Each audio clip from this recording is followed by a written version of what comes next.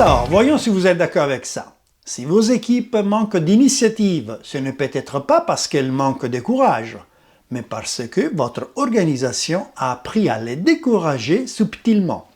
On parle d'agilité, de créativité, d'audace, et pourtant, plus on en parle, moins on en voit. Comme un fait que l'on prétend alimenter, tout en versant discrètement de l'eau dessus. Bonjour, je suis Paolo Andreassi, le manager sociologue. Chaque mardi, je décode les structures invisibles de votre entreprise pour que vous arrêtiez de chercher les solutions là où les problèmes n'est pas. Regardez ce qui se passe concrètement. Comité mensuel, les dirigeants demandent « Quelle initiative terrain ?» Silence. Puis une idée timide, intéressante, concrète. Réponse du dirigeant « Il faut creuser, on va passer ça en revue, préparez-moi une note. » 3 validations plus tard, l'idée s'est diluée. Le porteur a bien compris. Il a pris un risque inutile en proposant une idée.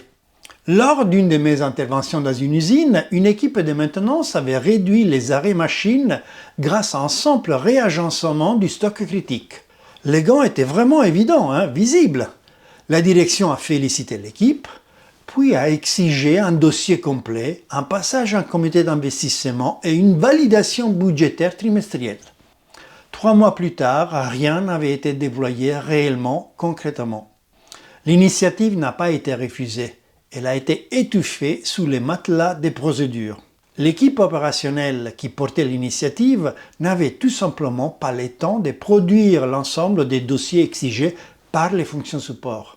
L'opérationnel restait la priorité quotidienne. Alors les dirigeants concluent « Les équipes sont attentistes, elles manquent d'engagement, il faut les responsabiliser. » Et donc, si c'était ça le problème, à votre avis, quelle a été la solution mise en place? On a lancé un programme d'innovation participative, on a affiché des valeurs, on a formé au mindset entrepreneurial, on a créé une boîte à idées digitale, on a organisé un hackathon interne, on a nommé des champions de l'innovation, on a communiqué sur la culture du test and learn.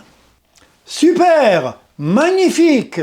Mais toutes ces solutions sur étagère qui sont vendues par n'importe quel cabinet de conseil ne challenge à rien les dirigeants sous sa compréhension profonde de son organisation. Au lieu de toucher au mécanisme central du problème, elles ne font que rajouter une couche supplémentaire. Résultat, rien ne change vraiment. Pourquoi? Parce que le problème n'est ni psychologique ni individuel. Il est structurel et systémique.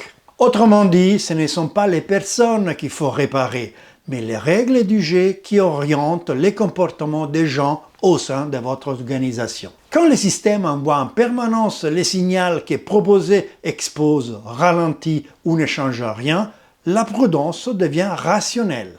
Ce que les dirigeants appellent désengagement est souvent une adaptation logique de chaque salarié à son environnement de travail et à ses règles invisibles du jeu. Maintenant, regardons dans les détails ces mécanismes invisibles. Chaîne de validation longue, asymétrie des risques, succès récupéré à haut, échec laissé en bas, normes implicites de conformité, priorité donnée au reporting plutôt qu'à l'expérimentation, temps opérationnel saturé par l'urgence quotidienne, absence de sponsors clairement exposés pour protéger l'essai, budget verrouillé hors des lignes hiérarchiques directes, reconnaissance symbolique sans reconnaissance structurelle. Concrètement, l'ensemble de ces mécanismes invisibles est présent au sein de votre organisation et envoie un signal à tous les salariés, un signal simple. L'initiative coûte plus qu'elle ne rapporte à celui qui la porte. Le message collectif est clair. Il est plus sûr d'échouer au sein de votre entreprise, comme tout le monde, que de réussir autrement. Je répète cette phrase car elle est importante. Il est plus sûr d'échouer comme tout le monde que de réussir autrement. Et ceci n'est pas un dysfonctionnement ou un problème à résoudre. C'est seulement votre organisation qui se défend pour préserver ses équilibres de pouvoir, ses statuts et ses routines. Un système cherche toujours à se stabiliser, même auprès de l'initiative. Comme un corps qui rejette une greffe pourtant bénéfique, simplement parce qu'elle est étrangère. Les comportements observés, retrait, surconformité, cynisme, silence stratégique, minimalisme d'effort, validation passive en réunion, transfert systématique du risque vers la hiérarchie, ne sont pas des défauts, Ce sont des stratégies de protection des individus au sein de votre organisation. Par conséquent, avant de parler des motivations individuelles ou des manques de motivation individuelle, posez-vous 3 questions simples. Combien de validations sont nécessaires pour qu'une expérimentation locale démarre réellement? Par exemple, dans certaines organisations matures, une expérimentation terrain peut démarrer avec une seule validation hiérarchique, un budget plafonné prédéfini et un retour d'expérience obligatoire sous 30 jours. Qui porte les risques si l'essai échoue? Par exemple, dans une organisation réellement apprenante, les sponsors hiérarchiques assument explicitement les risques, protègent l'équipe en cas d'échec et valorisent les retours d'expérience autant que les succès. Quel est le taux réel d'idées transformées en décisions effectives? Vous ne mesurez pas le volume d'idées, vous mesurez leur transformation. Si vous voulez agir dès maintenant sur ces mécanismes invisibles, voici un levier simple et immédiatement activable. Autorisez des expérimentations à budget plafonné, avec un circuit court et un sponsor clairement identifié qui assume les risques. La prochaine fois, ne cherchez pas qui bloque, mais quelles règles invisibles protéger. Jusqu'ici, on a vu comment les mécanismes agissent dans les entreprises. Et vous, est-ce que vous reconnaissez ce type de situation dans votre organisation? Une équipe n'arrête pas d'initier ou de proposer par paresse. Elle s'adapte à un système qui rend l'initiative plus coûteuse que l'inaction.